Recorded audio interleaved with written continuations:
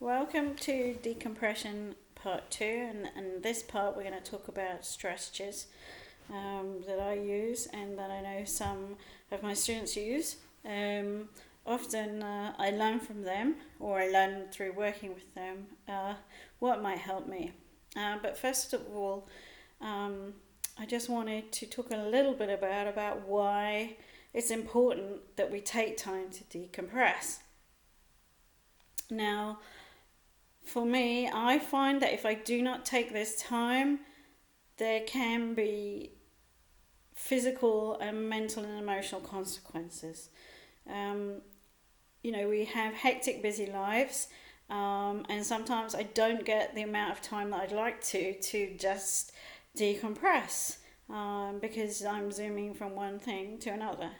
And what I find is if I have a very busy week and I haven't been able to decompress sufficiently, or it's been a particularly stressful week, it wipes out my weekend, and sometimes it's the whole weekend.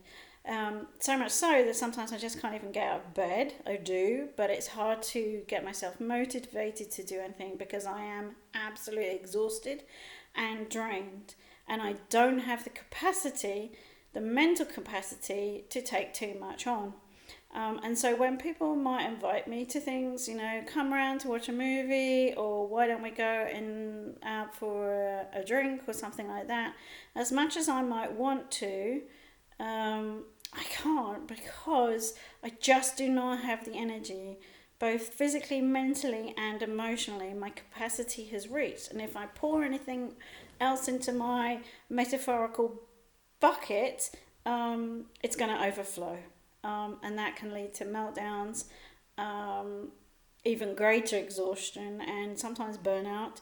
And there can be an impact, through illness and catching colds and stuff like that, because your immune system is lower. And so sometimes when I say thank you for the invite, but no thank you, it's because I just can't do it. But please still invite me, because often I do want to, but sometimes I'm not going to go to the day whether I'm actually going to be able to see that through. So just be with me, bear with me, and a little bit of patience. Anyway, now strategies. I find that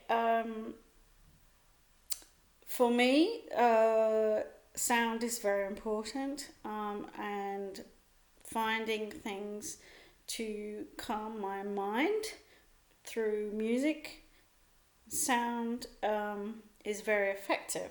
They say music soothes the savage beast. So I often play one of my pre-prepared Spotify playlists. Other music channels are available, and I like to listen to relaxing classical music, some jazz sometimes meditation music, but usually something quiet and calm.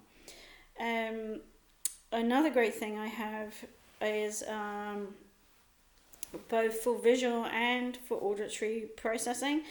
I have a great TV. It's a smart TV, and on it I've been able to download some apps, which I'm going to show you, but unfortunately I have to show you through my phone because the camera on my Chromebook doesn't seem to want to reverse, so I can't show you my TV directly. So what I've had to do is take some videos to show you. So one of them, which I absolutely love, is this Roaring Fire app, which you can see. It just crackles a little bit, and I can sit and watch the flames and listening to the crackling, and I love it. I actually love a real fire. I love any fire because I'm a little bit of a pyromaniac, but this is completely calming. And sometimes if I can't sleep at night, I have my Alexa play a Roaring Fire through, and it helps me drop off to sleep. Another thing that I'm able to have on my TV is this aquarium. the fish move. You can't see the colours quite so much, but it's very soothing. It doesn't have any sound, so that's really good. Another thing for my visual processing to lower the stimulus of that is, as you can see on my TV, I have coloured lights around them, which I can change the colours of. You might be able to see that there. And the intensity to brighter or darker, and I will turn those on. And I also have a, you can't see it, but in there's a coloured bulb, and I can set that bulb to different colours and different intensities. It doesn't show up greatly on there, but at the moment it's kind of a pinky colour, and and I find that quite relaxing. I have one of those in my bedroom too to help with sleep, and that seems to work. Another thing I found is compression. I have a compression blanket, which I will show on another post, but I will often have a blanket that I like to sit under, even if it's hot or cold, because the weight helps me to ground and helps me to decompress physically.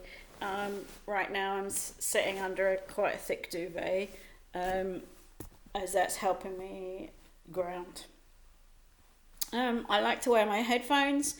They have two purposes. A, they're noise cancelling, so they can cancel out some distracting sounds.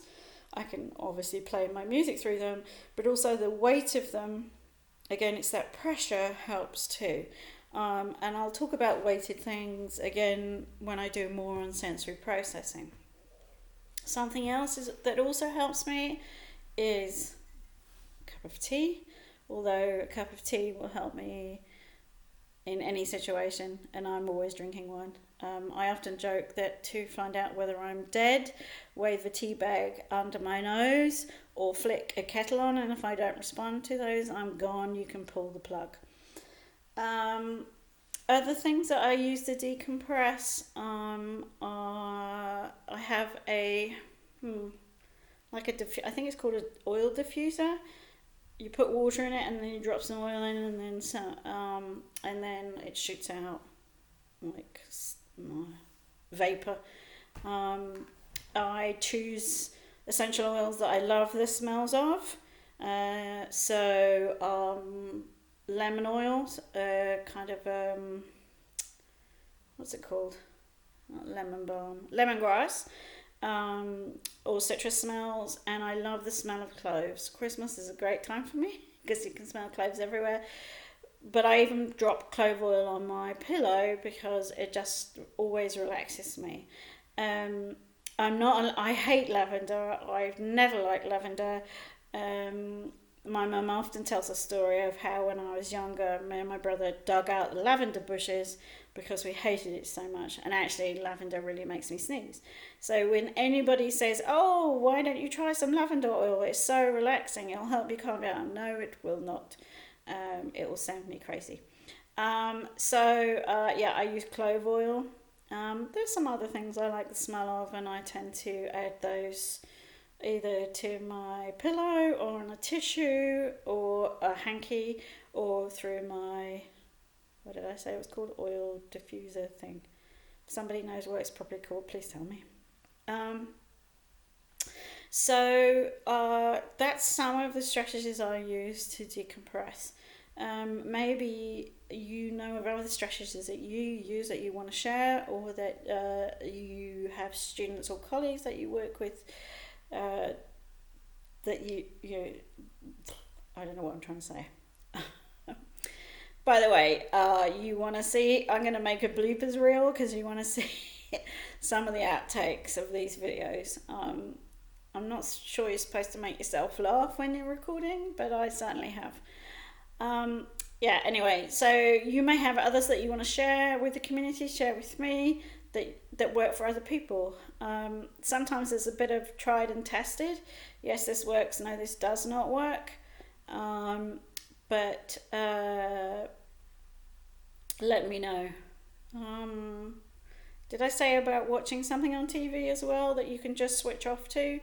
Um, I like to watch forensic file things, or cartoons, or comedy like Mock the Week or something like that, that you don't have to think about too much. You know, you don't need to engage too many brain cells, and they certainly don't stimulate, because you don't want to stimulate your senses when you're processing. Thank you for joining me. Let me know your thoughts down below.